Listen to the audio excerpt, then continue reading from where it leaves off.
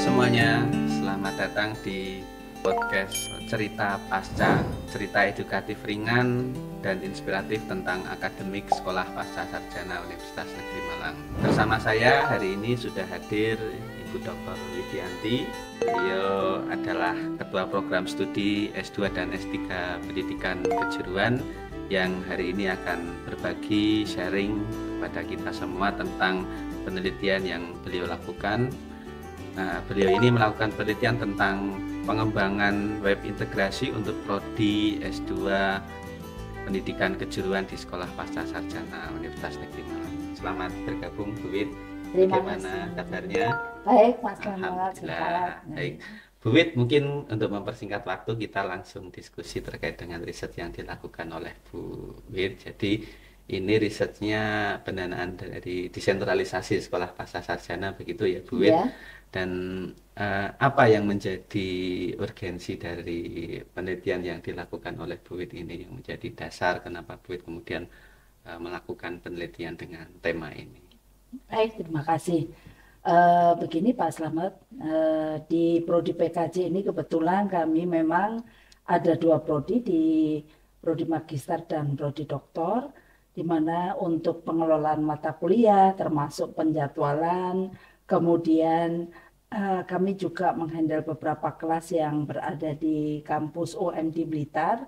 Tentu di sini membutuhkan satu sistem administrasi secara internal paling tidak untuk bisa mengkontrol waktu dan jadwal tersebut agar semuanya sesuai dengan track pada yang semestinya, begitu Pak Sam. Ya.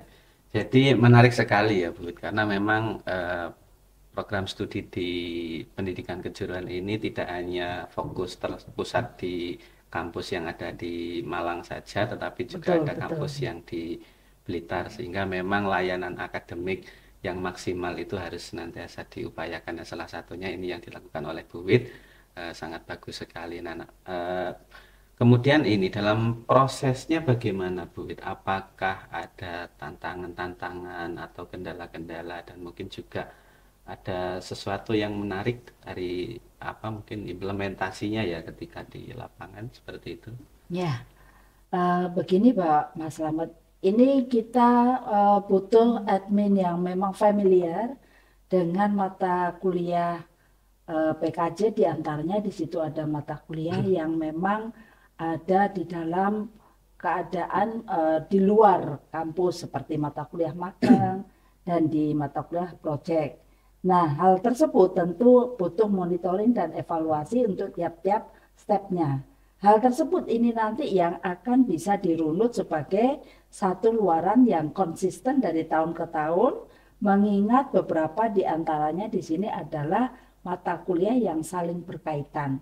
Dan mata kuliah yang saling berkaitan itu nanti akan menjadi penciri konsentrasi atau peminatan dari latar belakang masing-masing mahasiswa. Itu ya. Nah, kemudian bagaimana dari segi tantangan dan sebagainya, Bu? Apa ada yang dihadapi oleh Ibu dalam? Tantangannya memang di sini harus ada admin dalam hal ini, sumber daya manusia yang nantinya akan berkelanjutan. Nah, itu kalau misalnya khusus menghandle prodi ini, tentu harus ada briefing dulu karena ini nanti sifatnya berbeda dengan siakat maupun Sipejar, gitu. Ya, tentu mungkin juga kalau menggunakan admin siakat yang biasanya, tentu kita harus latih dulu mereka ya supaya terbiasa. Sepertinya begitu Pak Slamet. Nanti kalau ini bisa berjalan lancar, barangkali malah bisa digunakan oleh prodi lain yang memiliki kurang lebih ciri khas dari pembelajaran yang sama dengan PKJ. Kemudian ada respon-respon tertentu enggak Bu dari mahasiswa terkait dengan adanya layanan yang dibuat dalam website terintegrasi semacam ini? Apakah kemudian juga berdampak kepada keberhasilan studi mahasiswa atau semacamnya seperti itu, Bu? Sampai saat ini kita masih ada di dalam uji coba. Uji coba artinya belum diberlakukan secara serempak, dalam arti secara menyeluruh. Nah, dari tahapan yang uji coba ini tidak ada kendala. Karena memang semuanya diharapkan lebih mudah dan lebih cepat, layanan itu diberikan by online dari sistem ini.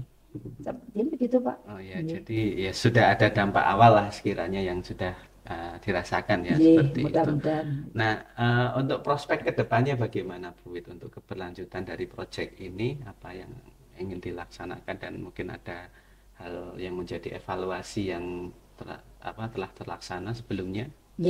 Terima kasih. Kalau yang terakhir pertanyaan dari Pak Slamet di sini adalah bagaimana ke depan kita bisa menjadikan sistem web terintegrasi ini nanti untuk bisa mempermudah dan menghimpun semua data, terutama pada saat kita nanti menghadapi akreditasi.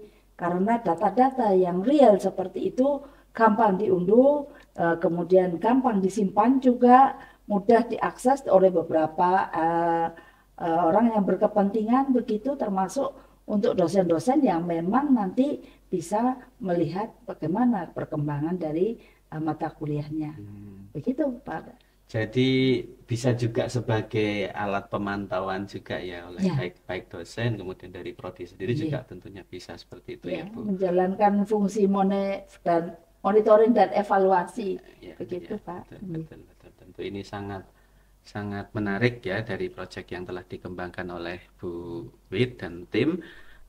Kita berharap proyek ini terus berlanjut dan bisa sampai ke tahap akhir difinalisasi ya, karena ini kan baru sampai tahap pengembangan awal ya, artinya masih ada proses lanjutan dan mudah-mudahan nanti ini bisa memberikan dampak terhadap kelancaran studi mahasiswa khususnya di program studi pendidikan kejuruan, dan juga selain itu juga sebagai wahana untuk penyedia informasi juga ya bagi mahasiswa di program studi pendidikan kejuruan.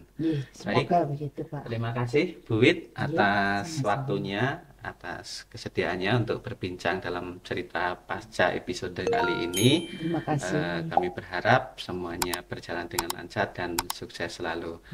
Baik para pemirsa sekalian, cukup sekian diskusi kita pada sore hari ini.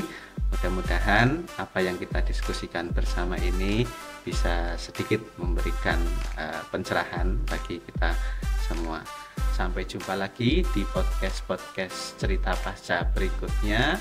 Saya Slamet Arifin undur diri dari acara kita hari ini. Sampai jumpa.